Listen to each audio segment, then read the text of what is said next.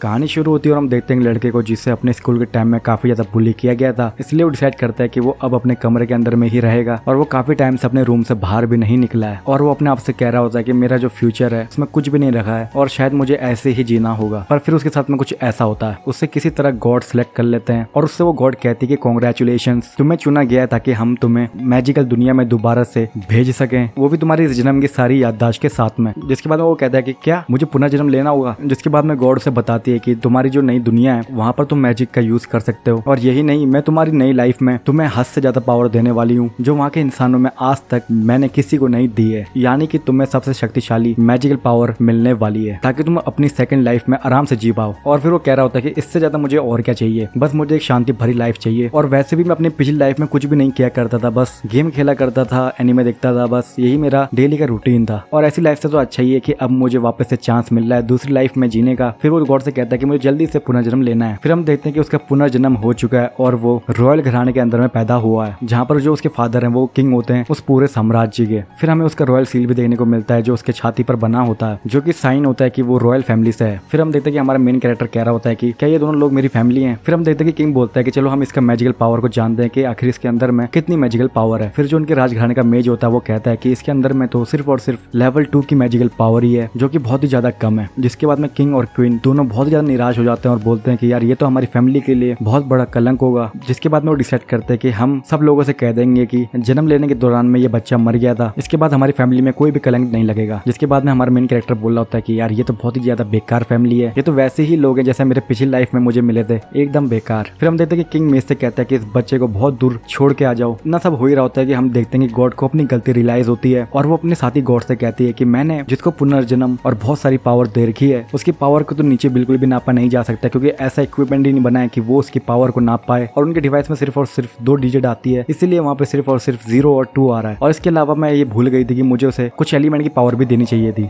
जिसके बाद में उसके साथी गॉड उससे पूछती है कि तुमने उसे कितनी पावर दे रखी है। जिसके बाद में वो बोलती है कि मैंने उसे 1002 पावर दे रखी है। फिर उसके साथी गॉड बोलती है कि तुमने तो उसे बहुत ज्यादा पावर दे दी है। इसके बाद हमें अगला सीन दिखाया जाता है जहाँ पर हम देखते हैं कि जो हमारा मेन कैरेक्टर है वो जस्ट एक नए बच्चे के रूप में है और उसे जंगल में अकेला छोड़ दिया गया है। जिसके बाद में हम देखते हैं कि वो अपने मैजिक से खेल रहा होता है और वो अपने बैरियर मैजिक से अपने आप को प्रोटेक्ट कर पाता है और जो उसका बैरियर मैजिक है वो काफी ज्यादा स्ट्रॉन्ग होता है, वो किसी भी चीज को आसानी से उठा सकता है। जिसके बाद वो अलग अलग तरीके ढूंढने लग जाता है अपने मैजिक को यूज करने का। इतने में हम देखते हैं कि उसके सामने में एक डीमन बीस्ट आ जाता है जो उसे खाने का ट्राई करता है। पर फिर हम देखते हैं कि जो हमारा मेन कैरेक्टर है वो अपने बैरियर मैजिक से बच जाता है और वो डीमन उसे खा नहीं पाती है। पर फिर हम देखते हैं कि उसके बाद में हमारा मेन कैरेक्टर अपने बैरियर मैजिक से पेड़ों को उठा उठा के उस बीस्ट के ऊपर में फेंकता है और उसके बाद में भी उस बीस्ट को कुछ भी नहीं होता है। जिसके बाद में हमारा मेन कैरेक्टर डिसाइड करता है कि वो अब पूरा पहाड़ी उसके ऊपर में फेंक देगा और जैसे ही वो उस पर वो पहाड़ फेंकने वाला होता है तब वो डीमन उससे बोलती है कि मैं सरेंडर करती हूँ, मैं तुमसे नहीं लड़ने वाली हूँ। जिसके बाद में पहले तो वो कंफ्यूज हो जाता है कि ये शब्द किसने बोले हैं, पर बाद में वो समझ जाता है कि इसी डीमन ने ये शब्द बोले हैं और ये बोल सकती है। जिसके बाद में वो डीमन उससे बोलती है कि तुम तो बहुत ही ज्यादा स्ट्रॉन्ग हो, तुम असल में आए कहाँ से हो। जिसके बाद में हम देखते हैं कि वो पहले बोल नहीं पा रहा होता है। जिसके बाद में उसे आइडिया आता है कि चलो बोलने के लिए मैं अपने बैरियर मैजिक का इस्तेमाल करता हूँ और उसका ये आइडिया सच में काम कर जाता है और वो अपने मैजिक की वजह से बोल पाता है और वो उससे बोलता है कि हेलो तुम कैसी हो। जिसके बाद में वो बोलती है कि तुम बोल सकते हो, तुम्हें देखकर तो ऐसा लगता है कि तुम अभी अभी पैदा हुए हो और तुम एक इंसान के बच्चे हो। जिसके बाद में हम देखते हैं कि हमारा मेन कैरेक्टर उसे अपना नाम बताता है और उसका नाम रहता है हारुतो और वो बताता है कि मैं बहुत दूर में पैदा हुआ हूँ पर मेरी फैमिली ने मुझे छोड़ दिया क्योंकि मेरे अंदर में बहुत ही कम मैजिकल पावर है। जिसके बाद में वो मॉन्स्टर हारुतो से कहती है कि मुझे तो नहीं लगता कि तुम्हारे अंदर में कम पावर है, तुम्हें देखकर तो ऐसा लग रहा है कि तुम्हारे अंदर में बहुत सारी मैजिकल पावर है जो कि किसी भी इंसान के अंदर में होना बिल्कुल ही नामुमकिन है। फिर वो उससे कहती है कि क्या तुम हमारे डीमन लॉर्ड के पुनर्जन्म तो नहीं हो। जिसके बाद में हारुतो सोचता है कि इसको कहूंगा कि मेरे अंदर में बहुत ही कम मैजिकल पावर है तो इंप्रेशन अच्छा नहीं बनेगा, तो इसलिए वो कहता है कि हाँ मैं डीमन किंग हूँ। जिसके बाद में वो डीमन काफी ज्यादा शॉक हो जाती है और बोलती है कि हाँ यही तुम्हारी सच्चाई है। जिसके बाद में हारुतो बोलता है कि यार इसने तो बहुत ही आसानी से बिलीव कर लिया मेरी बातों पर। फिर वो कहती है कि मैं अपनी हार मानती हूँ और अब तुम मुझे मार सकते हो। जिसके बाद में हारुतो कहता है कि ये बहुत ही ज्यादा हो जाएगा, मैं तब तक ठीक हूँ जब तक तुम मेरे पे अटैक नहीं कर रही हो। जिसके बाद में हारुतो ये सुन के जा ही रहा होता है कि इतने में डीमन उसे बुलाती है और बोलती है कि आपने मेरी लाइफ को बचाया है और आपने मुझे एक नया नाम भी दिया है, इसलिए आज से तुम मेरे मास्टर हो और मैं अपनी पूरी की पूरी लाइफ आपके लिए डिवोट कर दूंगी। हारुतो कहता है कि मैंने तुम्हें फ्ले ऐसे ही कह दिया था, इसका मतलब ये नहीं कि मुझे तुम्हारा मास्टर बनना था। जिसके बाद में भी डीमन उसे अपना मास्टर मान लेती है। फिर हम देखते हैं कि हारुतो को कमजोरी महसूस होती है और वो जमीन पर गिर जाता है। फिर वो कह रहा होता है कि मुझे एक ऐसी प्रॉब्लम हो गई है जो किसी भी मैजिक से सॉल्व नहीं हो सकती है, मुझे दूध चाहिए। फिर हम देखते हैं कि वो ह्यूमन में चेंज होकर हारुतो की देखभाल करना स्टार्ट कर देती है। जिसके बाद में फ्ले उससे बोलती है कि यहाँ पर कोई आ रहा है। जिसके बाद में हारुतो उसके मन से अपने मैजिक को जोड़ लेता है और वो कहता है कि अब मैं जो भी बोलूंगा तुम्हें वैसा ही करना है। जिसके बाद में हम देखते हैं कि हारुतो हरुतो के पास में एक नाइट आ रहा होता है जो कि काफी ज्यादा ताकतवर लग रहा होता है। फिर जिसके बाद में फ्ले उससे बोलती है कि तुम्हारे यहाँ पर काम क्या है। फिर वो उससे कहता है कि तुम्हारे पास में कौन सा अधिकार है जो तुम मुझे मना कर रही हो। फिर फ्ले कहती है कि ये मेरा मास्टर है। जिसके बाद में वो नाइट फ्ले को बताता है कि किसी वजह से इस बच्चे के माँ बाप ने इसे यहाँ पर छोड़ दिया है, मैं इस बच्चे के लिए दूध लेके आया हूँ, क्या तुम इसे उसे दे दोगी। जिसके बाद में वो मना कर देती है। जिसके बाद में हरुतो फ्ले से बोलता है कि तुमने उसकी बात को इग्नोर क्यों किया, तुम्हें वो दूध ले लेना चाहिए था क्योंकि मैं भूख से मर रहा हूँ। जिसके बाद में वो नाइट फ्ले से कहता है कि दूध मिलने कोई चिंता की बात नहीं है, पर मुझे ऐसा लगता है कि तुम इसे पालने के लिए बिल्कुल भी ठीक नहीं हो क्योंकि ये एक इंसान का बच्चा है और इससे कैसे बड़ा करना है ये तुम्हें बिल्कुल भी नहीं पता है। फिर फ्ले उस नाइट से कहती है कि तुम इस बच्चे के बारे में इतना ज्यादा चिंता क्यों कर रहे हो। फिर वो नाइट बताता है कि जो मेरी बीवी है वो एक बार प्रेग्नेंट हुई थी, पर जो हमारा बच्चा है उसने कभी सुबह नहीं देखी, पर ये जो बच्चा है इसकी फैमिली ने इसे हमेशा हमेशा के लिए छोड़ दिया है। और वो कहता है कि इस दुनिया में जितने भी बच्चे आते हैं उन सभी का अधिकार है जीने का। फिर वो नाइट कहता है कि तुम तो बहुत ही पावरफुल डीमन हो, तो क्यों ना हम एक डील करें। तुम चाहती हो कि तुम इस बच्चे को बचाओ और मैं चाहता हूँ कि मैं इस बच्चे को पालूं, तो क्यों ना तुम मेरे मेंशन के अंदर में इस बच्चे को बड़ा करो। जिसके बाद में फ्लेम मान जाती है और नाइट कहता है ठीक है। फिर हम देखते हैं कि वो नाइट हरुतो की जगह को ऐसा दिखाता है कि वहाँ पर हरुतो की डेथ हो गई है और फिर वहाँ से उसे लेकर चले जाता है। फिर हम देखते हैं कि बहुत बड़े मेंशन को, जिसके बाद में हम हरुतो की आवाज सुनते हैं जो अपने फादर मदर और अपनी सिस्टर को बुला रहा होता है। फिर हम यहाँ पर हम देखते हैं कि हरुतो 9 साल का हो चुका है और वो उसकी फैमिली मार्ग्रेव गोल्ड के केयर में अच्छे से बड़ा हुआ है। फिर हरुतो कहता है कि मेरा प्लान था यहाँ से जल्द निकल जाने का, पर यहाँ पर आने के बाद में मुझे इन सबसे बहुत ज्यादा प्यार मिला, इसीलिए मैं यहाँ से जा नहीं पाया। फिर हम देखते हैं कि यहाँ पर हमें हरुतो की सिस्टर देखने को मिलती है जो उससे कुछ भी बोलने में हिचकिचा रही होती है। जिसके बाद हम देखते हैं कि हरुतो की सिस्टर फ्ले से बोल रही होती है कि मुझे तुम्हारे साथ में खेलना है। जिसके बाद में फ्ले मना कर देती है और बोलती है कि मुझे मास्टर हरुतो का ध्यान रखना है, पर फिर हरुतो कहता है कि फ्ले जाकर मेरी सिस्टर के साथ में खेलो। फिर हम देखते हैं कि हरुतो की सिस्टर और फ्ले आपस में खेल रहे होते हैं और ऊपर से हरुतो देख रहा होता है और उसके पास में उसकी मॉम आती है और फिर वो हरुतो से कहती है कि ये चीज तुम्हें परेशान नहीं करती है क्या कि तुम्हारी सिस्टर तुम्हारे साथ में नहीं खेल रही है। जिसके बाद में हरुतो बोलता है नहीं ऐसा नहीं है। जिसके बाद में उसकी मॉम कहती है कि मुझे लगता है कि तुम्हारी जो सिस्टर है वो तुम्हारे आसपास में थोड़ा सा शाय फील करती है जिसकी वजह से वो तुमसे ज्यादा बोल नहीं पाती है। जिसके बाद में हरुतो सोचता है कि क्या मेरी बहन को पता तो नहीं चल गया कि मैं अंदर से 30 साल का हूँ और छोटे बच्चों को बूढ़ों के सामने रहना बिल्कुल भी पसंद नहीं है, क्या यही वजह है कि इसकी वजह से वो मेरे सामने नहीं आना चाहती है। जिसके बाद में उसकी मदर उससे कहती है कि अगर तुम अपनी बहन को ऐसा दिखाओगे कि तुम बहुत ही ज्यादा अच्छे भाई हो जिसपे वो डिपेंड कर सकती है, तब क्या पता वो तुम्हारे साथ में खेलना स्टार्ट कर दे। जिसके बाद में हरुतो थोड़ा सा खुश हो जाता है। फिर उसकी मॉम उससे बोलती है कि तुम्हें पता है ना तुम इस स्टेट के आने वाले रूलर हो, तो तुम्हें अपने रूम से बाहर निकलकर बाहर की दुनिया को भी जानना चाहिए। जिसके बाद में उसकी मॉम उससे कहती है कि मैं तुम्हारी हेल्प करूंगी बाहर के लोगों से घुलने मिलने में। फिर हम हरुतो को देखते हैं अपने रूम के अंदर में जहाँ पर वो अपने बेड के ऊपर में बैठ के ये सोच रहा होता है कि मुझे जल्दी से इस जगह को छोड़ना पड़ेगा, पर उसकी वजह से फ्ले भी मेरे पीछे पीछे आ जाएगी और उसके बाद में मेरी सिस्टर चार मुझे बहुत ही ज्यादा नापसंद करेगी। और अगर मैंने फ्ले को बोला कि मैं तुम्हें यहीं पर छोड़ के जा रहा हूँ तो वो कहेगी कि मैं अपनी जान दे दूंगी, जो कि मुझे नहीं लगता कि कोई अच्छा आइडिया है। इसीलिए अब मुझे क्या करना चाहिए मुझे बिल्कुल भी नहीं पता है। फिर हम देखते हैं कि हरुतो अपने पुतले को देखता है जो उसने अपने मैजिक से बनाया था और वो उसका हूबहू डमी होता है और वो कहता है कि मैंने इसे बना तो दिया है पर मैं इसे अभी तक चला नहीं सकता हूँ, और अगर मैं इसे चला पाता तो मैं इसे अपनी जगह पर यहाँ पर रख देता। और फिर वो सोचता है कि क्यों ना मैं फ्ले का भी ऐसा क्लोन बना दूं। फिर वो सोचता है यार ये तो बहुत ही बेकार आइडिया है। जिसके बाद हम देखते हैं कि हरुतो के फादर उससे बोलते हैं कि हरुतो जरा इधर आना तो। जिसके बाद में उसके फादर उससे बोलते हैं कि तुम्हारी मैजिकल पावर बहुत ही ज्यादा कम है, इसलिए तुम्हें बाकी चीजों में अच्छा होना होगा, इसलिए मैं तुम्हें आज तलवारबाजी सिखाने वाला हूँ। और फिर वो कहते हैं कि क्या तुमने अपने लिए कुछ और भी सोच रखा है। जिसके बाद में हरुतो कहता है कि मैं प्राचीन जादू की स्टडी करना चाहता हूँ। जिसके बाद में उसके फादर बोलते हैं अच्छा, मुझे लगता था कि तुम अपने रूम में बैठकर बस टाइम पास ही करते हो, तो ये सुनकर मुझे अच्छा लगा। जिसके बाद में हरुतो बोलता है कि चलो ठीक है अब मैं चलता हूँ। जिसके बाद में उसके फादर उसे रोकते हैं और उसे एक तलवार देते हैं और बोलते हैं कि चलो तुम पहले मुझसे बैटल करो, क्योंकि बिना आजमाए किसी को पता नहीं चलता है कि उसके अंदर में कितनी स्किल है। जिसके बाद में हम देखते हैं कि वो दोनों सीरियस हो गए लड़ने के लिए और वो अपने फादर के ऊपर में अटैक करता है और जैसे ही वो उनके ऊपर में अटैक करता है उसके बाद में उसकी तलवार टूट जाती है और जहाँ पर उसने मारा होता है वहाँ पर गड्ढा हो जाता है। जिसके बाद में उसके फादर ये सब देख के बहुत ज्यादा चौंक जाते हैं। जिसके बाद में वो हरुतो से कहते हैं कि मैं तुम पे अटैक करने वाला हूँ पर तुम्हें इससे बचने की कोशिश करनी है। जिसके बाद में हम देखते हैं कि उसके फादर ने बहुत ही पावर से उसके ऊपर में हमला किया था पर उसके बावजूद भी हरुतो उससे बच जाता है। जिसके बाद में उसके फादर उससे बोलते हैं कि मेरे इस अटैक से बचना इम्पॉसिबल था अगर तुम्हारा लेवल 30 से नीचे है तो, पर अगर तुम मेरे इस अटैक से बच सकते हो तो इसका मतलब ये है कि। जिसके बाद में हरुतो बोलता है कि अगर मैं सच्चाई बताऊं तो मुझे भी लगा था कि मेरे साथ में कुछ गड़बड़ है, पर जब मैंने अपनी मैजिकल क्रिस्टल में अपनी पावर को नापा था तब उसने मेरा माना लेवल 002 बताया था, जो कि बहुत ही ज्यादा कम है और ह्यूमन की मैक्सिमम कैपेसिटी तो सिर्फ और सिर्फ 77 ही है और मेरे पास में माना लेवल है सिर्फ और सिर्फ 2 का और मेरे पास में कोई भी एलिमेंट की पावर बिल्कुल भी नहीं है, पर इसके बावजूद भी मैं बहुत ही बड़े बड़े मैजिकल स्पेल को यूज कर पाता हूँ। शायद ये गॉड की दी हुई कोई शक्ति है जिसके बारे में वो बात कर रही थी। जिसके बाद में हम देखते हैं कि उसके फादर हरुतो से कहते हैं कि तुम बहुत ही अच्छे तलवारबाज बन सकते हो, चलो ट्रेनिंग स्टार्ट करते हैं। जिसके बाद में रात हो जाती है और हम देखते हैं हरुतो के फादर, हरुतो की मॉम और हरुतो की सिस्टर को जो एक रूम में बैठे होते हैं और आपस में बात कर रहे होते हैं, जहाँ पर हरुतो का फादर बोलता है कि मैंने आज हरुतो को तलवारबाजी सिखाई थी। फिर वो कहता है कि मुझे लगता है कि हरुतो एक डीमन है। जिसके बाद में उसकी मॉम शॉक हो जाती है और बोलती है कि ऐसा कैसे हो सकता है। जिसके बाद में उसके फादर उसे चुप कराते हैं और बोलते हैं कि रॉयल फैमिली का एक सीक्रेट है जहाँ पर बात करी गई है एक ऐसे इंसान की जो कि एक डीमन था और वो एक ऐसी मैजिकल पावर के साथ में पैदा हुआ था जो कि किसी भी ह्यूमन के पास में मौजूद हो ही नहीं सकती है। फिर वो कहता है कि जो हरुतो के चेस्ट पर रॉयल सिंबल है वो बताता है कि हरुतो के पास में काफी सारी मैजिकल पावर है और वो कहता है कि हरुतो के काफी सारे डार्क सीक्रेट हैं, जैसे फ्ले जो एक बहुत ही पावरफुल डीमन है वो हरुतो का हर वक्त ख्याल रखती है। इसका मतलब कि हरुतो उससे काफी ज्यादा पावरफुल है। इसके बाद में हरुतो की मॉम कहती है कि हरुतो एक आम बच्चा है और उससे ज्यादा वो कुछ भी नहीं है। जिसके बाद में उसके फादर उससे बोलते हैं कि हाँ, हम हरुतो के साथ में एक अच्छी सी खुशियों भरी लाइफ जीने वाले हैं। जिसके बाद में हम देखते हैं कि हरुतो की सिस्टर को होश आ जाता है और वो बोलती है कि मेरा भाई डीमन नहीं हो सकता है। अगले एपिसोड में हम देखने वाले हैं कि हरुतो की सिस्टर हरुतो से बात करने की कोशिश करने वाली है। तब तक के लिए अगर आपको ये वीडियो पसंद आई है तो नीचे दिए गए लाइक बटन, सब्सक्राइब बटन के साथ में बेल नोटिफिकेशन बटन को दबाना ना भूलें ताकि हमारी अगली वीडियो जब भी आए तो आपको सबसे पहले पता चल जाए।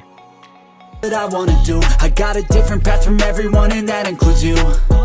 Who are you to tell me how to live life? In these times it feels like nobody's right, yeah. So I'ma figure out what else we succeed and then invest all of my time into that and proceed. I need whatever the hell could make me happy, and I don't think you have a clue what could that